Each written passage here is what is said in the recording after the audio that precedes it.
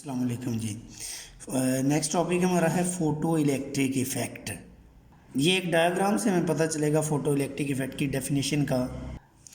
जी ये डायग्राम मैंने बनाई है, इसमें ये मेटल है एक, ये दूसरी साइड पर भी मेटल लगी हुई है। इनको एक ट्यूब में बंद करके, ये x-ray tube sorry photo electric effect tube है, उसमें बंद करके मैंने दोनों टर्मिनल्स जो प्लेट्स के थे इधर बैटरी के पास लेकर आता हूँ। बैटरी का नेगेटिव टर्मिनल इधर अटैच किया है और पॉजिटिव टर्मिनल इसके साथ अटैच किया है, जिसको बैटरी, और मैंने बैटरी लगाते वक्त ये एक अरेंजमेंट लगाई जिसमें एक रेजिस्टेंस भी है, उसके साथ बैटरी अटैच है और फिर आगे इस ट्यूब के साथ। बेसिकली ये अरेंजमेंट होती है इस वोल्टेज को वेरी करने के लिए। अगर ये फ़र्ज़ करो वोल्टेज 20 वोल्ट की है, मैं ट्यूब को 15 वोल्ट 10 वोल्ट 5 वोल्ट भी देना चाहता हूँ, तो फिर ये वाली अरेंजमेंट होती है, रियोस्टेट वाली अरेंजमेंट। इसमें ये स्लाइडिंग कॉन्टैक्ट जैसे जैसे मूव करेंगे इस एंड की तरफ, तो वोल्टेज जो ट्यूब को मिल रही है वो कम होती जाएगी। इसको मूव करेंगे दूसरे अपोजिट एंड की तरफ, तो वो जो ट्यूब को वोल्टेज मिल रही है वो बढ़ती जाएगी। तो ये वेरिएबल वोल्टेज, लेकिन याद रहे मैंने पॉजिटिव टर्मिनल जो बैटरी का है वो इधर अटैच किया है और नेगेटिव इधर अटैच किया है। जिसको बैटरी का नेगेटिव टर्मिनल दिया जाए उसको कैथोड कहते हैं उस मेटल को, और जो पॉजिटिव जिसको मिले उसको एनोड कहते हैं। तो अब ये कह सकते हैं ये एनोड है और ये कैथोड है। अब यहाँ पर एक एमीटर लगा देता हूँ ये मेजर करने के लिए कि सर्किट में से करंट गुजरता है या नहीं। याद रहे कि दोनों प्लेट्स के दरमियान में गैप है, ये वाला स्पेस है बीच में, तो और वोल्टेज कितना मिला इसको, उसके लिए मैं यहाँ पर एक वोल्ट मीटर लगा देता हूँ। ये वोल्ट मीटर मेजर करेगा कि ऊपर वाली ट्यूब को कितने वोल्ट मिले हैं और करंट भी यहाँ से मिल जाएगा। हम देखेंगे कि करंट नहीं गुजरेगा इस सर्किट में से, एमीटर रीडिंग ज़ीरो शो करेगा। लेकिन जैसे ही यहाँ से एक लाइट फॉल करवाई जाए, ये लाइट अगर यहाँ पर आकर हिट करे तो फिर करंट गुजर जाता है। करंट क्यों गुजरता है लाइट फॉल करने से? बेसिकली लाइट ने इस मेटल के साथ आके इंटरेक्शन किया और इस मेटल के इलेक्ट्रॉन्स को बाहर निकाल दिया। जब मेटल्स के इलेक्ट्रॉन बाहर आ जाते हैं तो वो इलेक्ट्रॉन, ये पॉजिटिव एनोड जो था वो अपनी तरफ अट्रैक्ट करेगा उन इलेक्ट्रॉन्स को, वो इलेक्ट्रॉन्स इसके पास पहुंचेंगे तो ये पाथ कंप्लीट हो जाएगा। तो इलेक्ट्रॉन यहाँ से फ्लो करके ऐसे घूमेंगे इस सर्किट में तो करंट फ्लो हो जाएगा।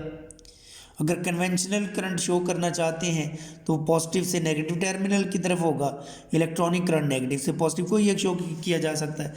तो ये इलेक्ट्रॉन्स का निकल आना, this process is called photo electric effect. देखा गया कि फोटो इलेक्ट्रिक इफेक्ट हर लाइट से नहीं निकलता, इसके लिए लाइट स्पेशल होनी चाहिए। कौन सी होनी चाहिए इस पर भी हम बात करेंगे, लेकिन अभी हम उसके लिए लफ्ज़ लिखेंगे सूटेबल लाइट इसके ऊपर फॉल करे तो इलेक्ट्रॉन्स निकल आते हैं मेटल से।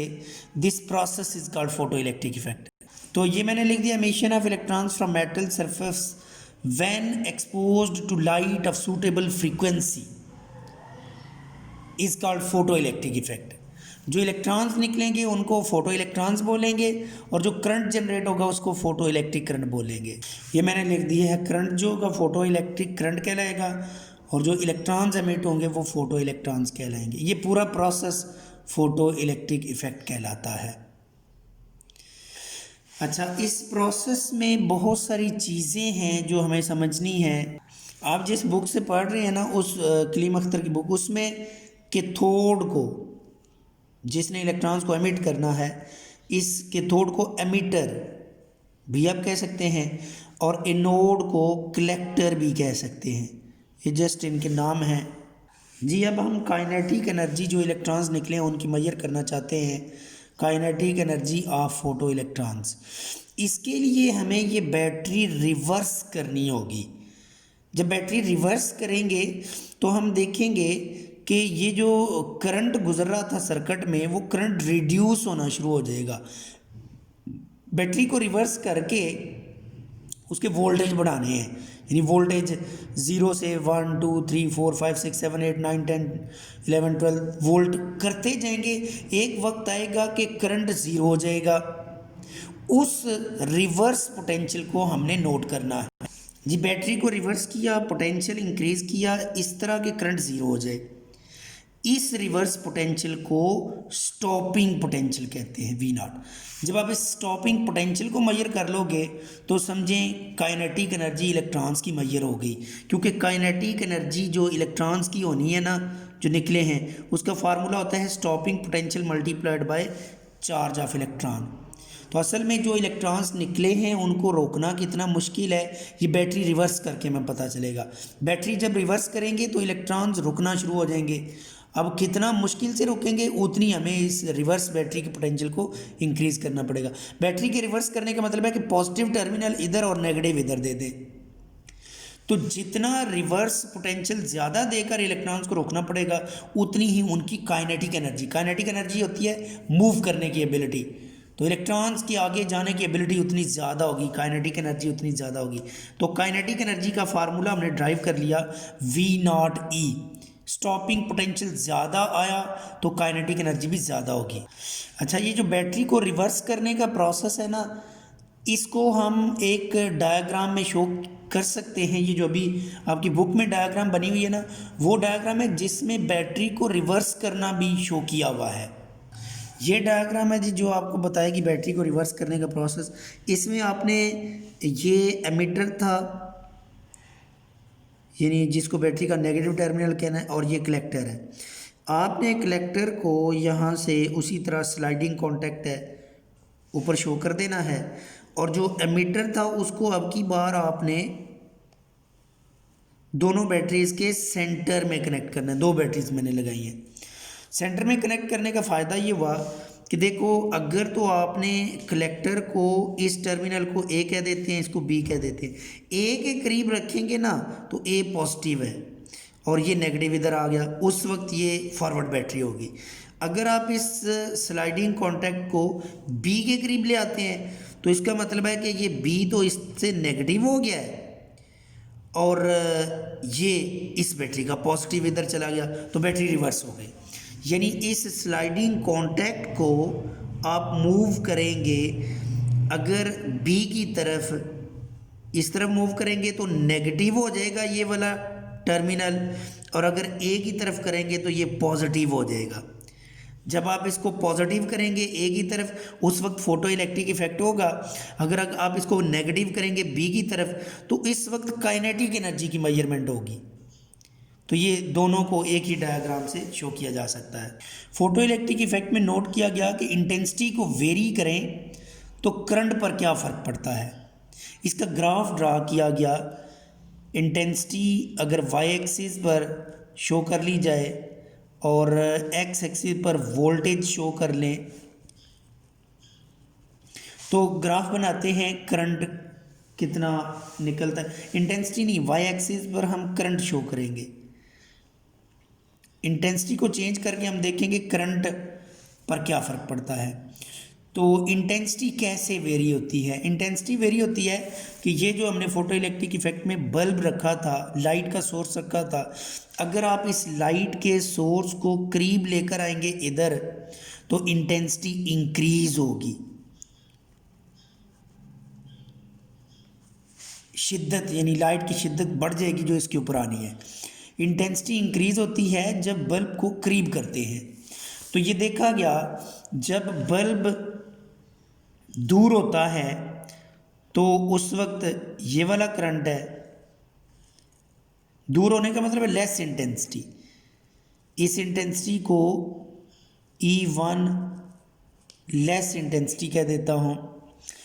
और जब बल्ब को करीब रखते हैं, इंटेंसिटी ज़्यादा करते हैं, तो ये ज़्यादा इंटेंसिटी E2 है, large intensity.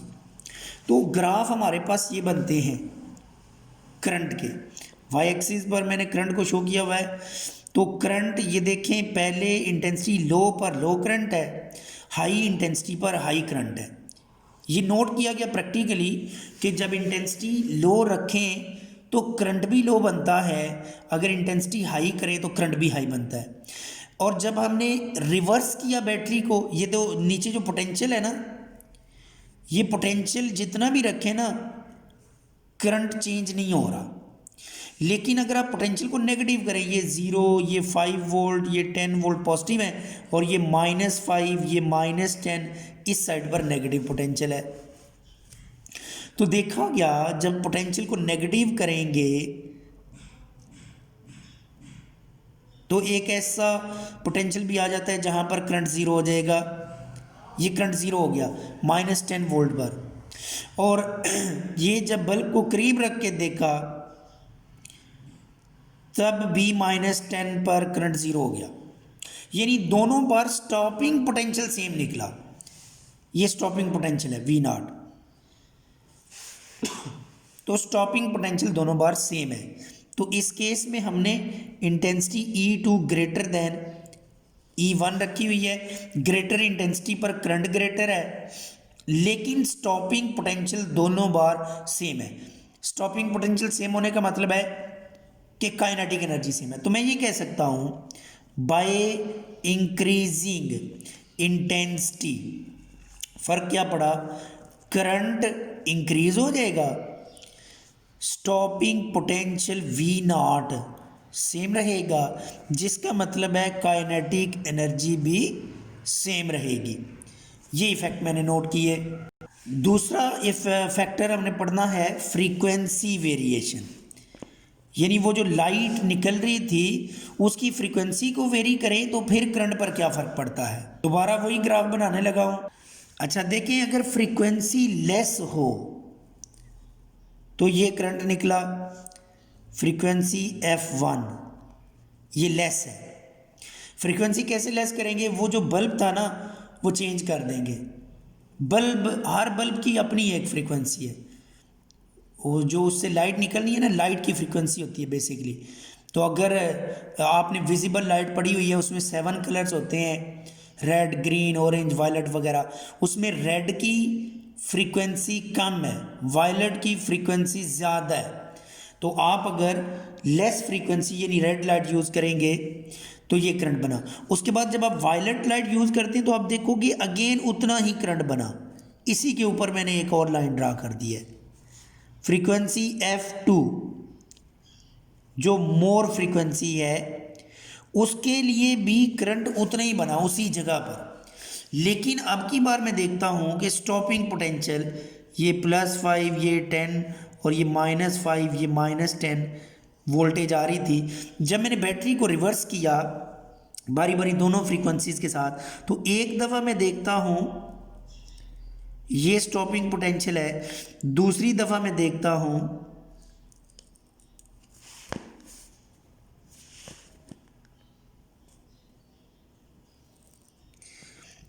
Stopping potential change हो गया। ये फ्रीक्वेंसी F2 थी, ये फ्रीक्वेंसी F1 है, और इस केस में F2 ग्रेटर देन F1 है। हम देखते हैं कि अगर फ्रीक्वेंसी ग्रेटर करें, वो जो रेड लाइट की बजाय वायलेट लाइट यूज़ करें, तो करंट ने नहीं बढ़ना, वो उतना ही रहेगा, लेकिन स्टॉपिंग पोटेंशियल बढ़ जाएगा। ये V0 जो स्टॉपिंग पोटेंशियल है, ये दोनों बार डिफरेंट हो जाएगा। फ्रीक्वेंसी चेंज करने से स्टॉपिंग पोटेंशियल चेंज होगा, करंट चेंज नहीं होगा। ये भी प्रैक्टिकली नोट किया गया। अब स्टॉपिंग पोटेंशियल का मतलब था kinetic energy of emitted electrons change हो गई है, लेकिन करंट चेंज नहीं हुआ। ये देखें, करंट सेम रहा। फ्रीक्वेंसी को अगर आप इंक्रीज करते हैं तो स्टॉपिंग पोटेंशियल चेंज होगा, आप उसको कह सकते हैं इंक्रीज होगा स्टॉपिंग पोटेंशियल, और इसी तरह काइनेटिक एनर्जी भी इंक्रीज हो जाएगी। ये दूसरा फैक्टर नोट किया गया। ये जो अभी ऊपर मैंने बात की है ना कि काइनेटिक एनर्जी ने बढ़ जाना है अगर फ्रीक्वेंसी बढ़ाएंगे, इसको हम ग्राफिकली ड्रा भी कर सकते हैं। अगर वाई एक्सिस पर काइनेटिक एनर्जी और एक्स एक्सिस पर फ्रीक्वेंसी नोट कर ली जाए तो देखा गया ये स्ट्रेट लाइन ग्राफ आता है। फ्रीक्वेंसी बढ़ाओगे काइनेटिक एनर्जी बढ़ेगी, ठीक है। और अब बात यहाँ पर एक और भी नोट की गई कि अगर वो जो एमीटर था अगर वो चेंज कर दिया जाए तो फिर भी रिलेशन यही रहता है, सिर्फ ये फ़र्क पड़ जाता है कि ये हो सकता है इधर से लाइन शुरू हो जाए, लेकिन फ्रीक्वेंसी के बढ़ाने से काइनेटिक एनर्जी ने बढ़ना ही है, जो मर्जी ये मेटल यूज़ करें। डिफरेंट मेटल्स यूज़ करें तो इनका इनिशियल पॉइंट चेंज हो जाएगा। वो जो मेटल्स जिसमें से इलेक्ट्रॉन्स निकलने हैं ना, अगर वो चेंज करेंगे तो ये इनिशियल पॉइंट चेंज हो जाएगा, लेकिन काइनेटिक एनर्जी के साथ वेरिएशन डायरेक्ट है। इसके बाद जो रिजल्ट्स दिए हुए हैं ये एंड पर बुक में, एक्सपेरिमेंटल रिजल्ट्स ये आपने पढ़ लेने हैं। Photo electric effect is not observed if frequency of incident light is less than threshold frequency. ये थ्रेशोल्ड फ्रीक्वेंसी का भी आपको पता चल जाता है। बहरहाल ये जो फैक्टर है ना, एक्सपेरिमेंटल रिजल्ट्स हैं, ये आपने पढ़ने हैं। इन रिजल्ट्स को याद भी करना है। अभी इनको मैं एक्सप्लेन करने लगा हूँ। ये जो 3 बातें ऊपर मैंने की हैं उसकी एक्सप्लेनेशन के लिए पहले वेव थ्योरी की मदद से एक्सप्लेनेशन करने की कोशिश की गई, लेकिन wave theory photo electric effect के मुतालिक फेल हो जाती है। वेव थ्योरी क्या थी? वेव थ्योरी के मुताबिक भाई लाइट की 2 बड़ी इंपॉर्टेंट क्वालिटीज़ होती हैं। एक उसकी क्वालिटी है इंटेंसिटी और एक है फ्रीक्वेंसी। तो याद रखो, वेव थ्योरी ये कहती थी कि energy of light is directly proportional to intensity, ये वेव थ्योरी कहती थी। तो वेव थ्योरी ने कहा कि अगर इंटेंसिटी बढ़ाई जाए तो एनर्जी बढ़ती है, तो फोटो इलेक्ट्रिक इफेक्ट स्टार्ट हो जाना चाहिए। इंटेंसिटी बढ़ाने से फोटो इलेक्ट्रिक इफेक्ट स्टार्ट हो जाना चाहिए, यानी इलेक्ट्रॉन्स को निकल आना चाहिए। अगर आप इंटेंसिटी बढ़ाते हैं, अगर बहुत ही कम इंटेंसिटी है इसका मतलब एनर्जी कम है, इलेक्ट्रॉन्स नहीं निकलेंगे। अगर आप इंटेंसिटी बढ़ाएंगे यानी बल्ब को करीब करेंगे तो फिर एनर्जी बढ़ जाएगी, फिर इलेक्ट्रॉन्स को निकलना चाहिए। ये वेव थ्योरी थी, लेकिन ये फेल हो गई। इलेक्ट्रॉन्स नहीं निकलते थे, जितना मर्जी बल्ब को करीब कर लें, अगर सूटेबल फ्रीक्वेंसी वाली लाइट नहीं है तो। उसके बाद है फोटॉन थ्योरी लाइट की। फोटॉन थ्योरी ये थी कि energy of light is directly proportional to frequency. इसने कहा था एनर्जी इंटेंसिटी पर डिपेंड नहीं करती बल्कि फ्रीक्वेंसी पर डिपेंड करती है। यानी फ्रीक्वेंसी बढ़ाओगे तो फिर एनर्जी बढ़ेगी। अगर फ्रीक्वेंसी कम है तो लाइट की एनर्जी कम है, फोटो इलेक्ट्रिक इफेक्ट स्टार्ट नहीं होगा। जब आप फ्रीक्वेंसी बढ़ाओगे यानी एनर्जी ऑफ लाइट बढ़ाओगे तो फिर ये स्टार्ट होगा एक ख़ास फ्रीक्वेंसी पर जाकर। ऐसी फ्रीक्वेंसी जिससे कम हो जाए अगर लाइट की फ्रीक्वेंसी, तो इलेक्ट्रॉन्स नहीं निकलते, फोटो इलेक्ट्रिक इफेक्ट स्टार्ट नहीं होता। उस फ्रीक्वेंसी को थ्रेशोल्ड फ्रीक्वेंसी कहते हैं। तो ये थ्रेशोल्ड फ्रीक्वेंसी की डेफिनेशन होगी minimum frequency below which no electrons are emitted in photo electric effect इसका थ्रेशोल्ड फ्रीक्वेंसी। क्योंकि थ्रेशोल्ड फ्रीक्वेंसी ने एनर्जी डिसाइड करनी है, तो एनर्जी बढ़ेगी तो फिर ही इलेक्ट्रॉन्स निकलेंगे। जी ये मैं पूरी एक्सप्लेनेशन करने लगा हूँ, ये जो कुछ भी हमने पढ़ा। देखिए ये जो लाइट है ना, इस लाइट की एनर्जी, हर पैकेट की एक एनर्जी होती है।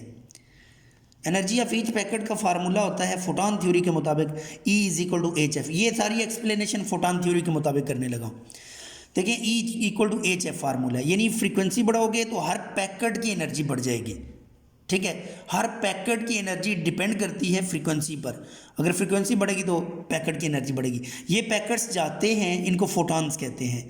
ये जाके इस मीटर से हिट करते हैं, तो जो इलेक्ट्रॉन ट्रैप हैं इस मेटल के अंदर, उन इलेक्ट्रॉन्स को तोड़ने के लिए, यहाँ से तोड़ने के लिए, तोड़कर बाहर निकालने के लिए कुछ ना कुछ एनर्जी चाहिए। यहाँ पर वो मिनिमम एनर्जी जो इलेक्ट्रॉन्स को मेटल से तोड़कर बाहर लाने के लिए चाहिए, उस मिनिमम एनर्जी को कहते हैं वर्क फंक्शन।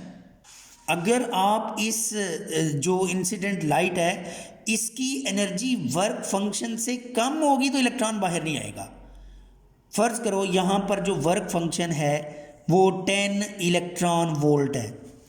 अब अगर जो इंसिडेंट फोटॉन है उसकी एनर्जी 10 इलेक्ट्रॉन वोल्ट से कम हुई तो इलेक्ट्रॉन्स ने बाहर नहीं आना, क्योंकि ये एनर्जी उस इलेक्ट्रॉन को तोड़ने के लिए नाकाफ़ी है, तो इलेक्ट्रॉन नहीं बाहर आएगा। अगर इसकी एनर्जी फोटॉन ऑफ लाइट, ये फोटॉन्स है, पैकेट्स है, अगर फोटॉन्स की एनर्जी, हर फोटॉन की एनर्जी 10 इलेक्ट्रॉन वोल्ट से ज़्यादा हुई तो इलेक्ट्रॉन बाहर आ जाएगा। फर्ज करो ये E equal to H F is equal to 15 electron volt है, तो आप देखो 10 इलेक्ट्रॉन वोल्ट तो एनर्जी यूज़ हो जाएगी मेटल से इलेक्ट्रॉन को बाहर निकालने के लिए, जबकि फोटॉन इस पैकेट की एनर्जी मैंने बताया 15 इलेक्ट्रॉन वोल्ट है, तो ये इलेक्ट्रॉन बाहर आ जाएगा, और जब बाहर आएगा इसके पास अभी फर्दर एनर्जी बच गई है 5 इलेक्ट्रॉन वोल्ट की। 10 तो चलो पैकेट ने अपनी एनर्जी इस्तेमाल कर दी है इलेक्ट्रॉन को बाहर लाने में, बाकी 5 अभी भी इस इलेक्ट्रॉन के पास है, ये इसकी काइनेटिक एनर्जी बन जाएगी।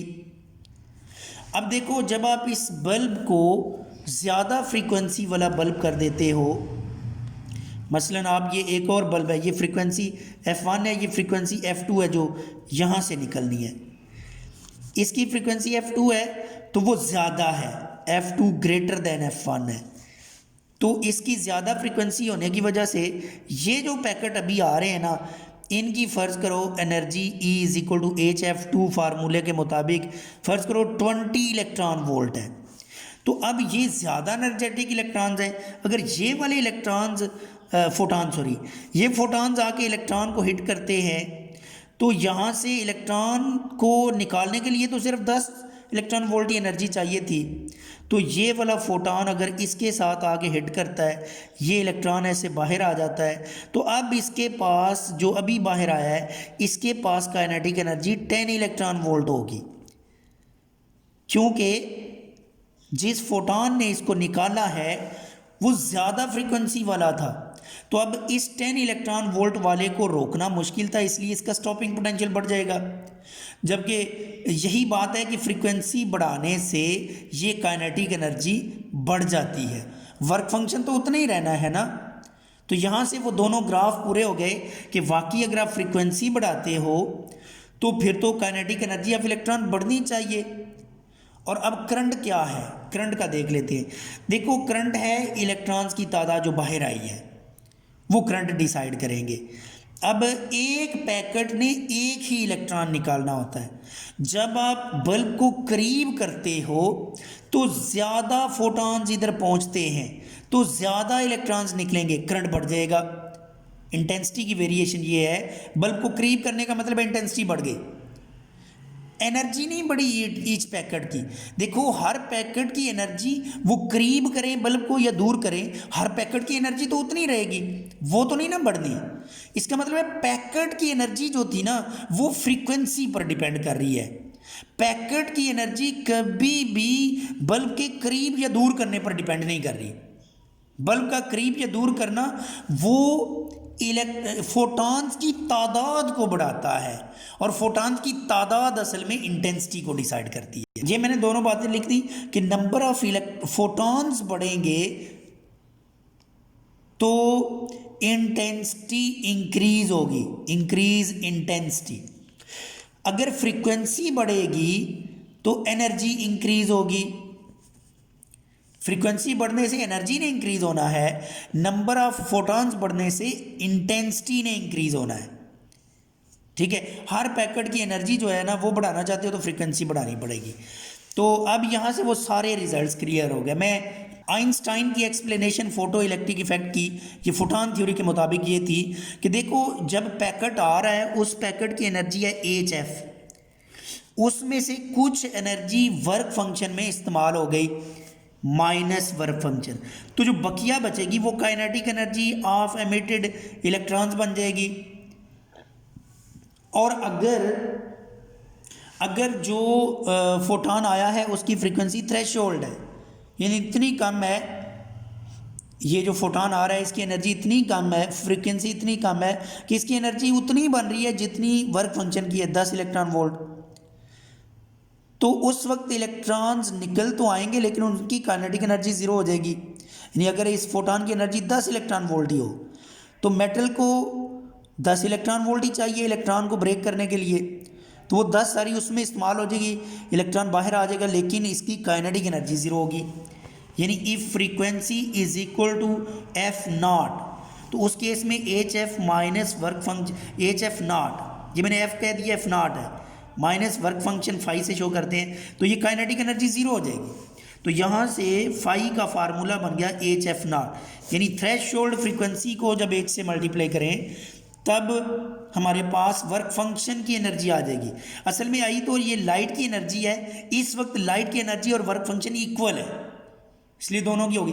ये वाली वैल्यू अगर आप इक्वेशन 1 में, इस ऊपर वाली इक्वेशन में पुट करें तो H F minus H F not is equal to work is equal to kinetic energy. ये आइंस्टाइन की इक्वेशन है फोटो इलेक्ट्रिक इफेक्ट की एक्सप्लेनेशन के लिए। इस बेस पर नोबेल प्राइज आइंस्टाइन को मिला था, आइंस्टाइन को नोबेल प्राइज मिल गया। Einstein got Nobel prize for explanation. Okay जी, अल्लाह हाफिज़।